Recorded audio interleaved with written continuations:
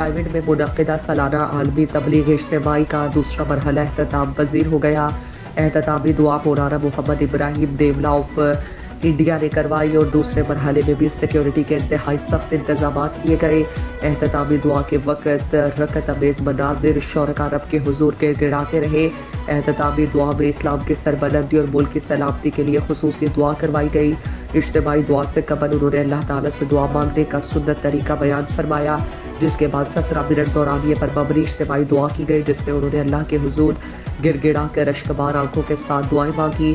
اے اللہ، پاکستان سے انتشار کا خاتمہ کر کے امن والا ملک بنا دے، ایک دوسرے سے ملک و فرقہ واریت لسانی تعصبات کو چھوڑ کر اختلافات سے پاک کر دے، پاکستان کو ایک مضبوط فلاحی ریاست بنا دے، امت مسلمہ کو قرآن و سنت کے واضح کردہ سنہری اصولوں پر چلنے والا بنا دے۔ اے اللہ، آپس میں پیدا ہونے والے نفاق اختلافات اور تعصبات کو چھوڑ کر امت محمدیہ کے اندر آپس میں اخلاص پیدا فرما دے۔ اختتامی دعا میں لاکھوں مندوبین کے ساتھ امین کے صداؤں نے عجب سما پیدا کیے رکھا، جبکہ رائے نے دوسرے مرحلے کے اختتام کے بعد شرکاء کی واپسی کا عمل جاری، انخلا کے راستوں پر ٹریفک پولیس اور پنجاب کے اضافی نفری تعینات۔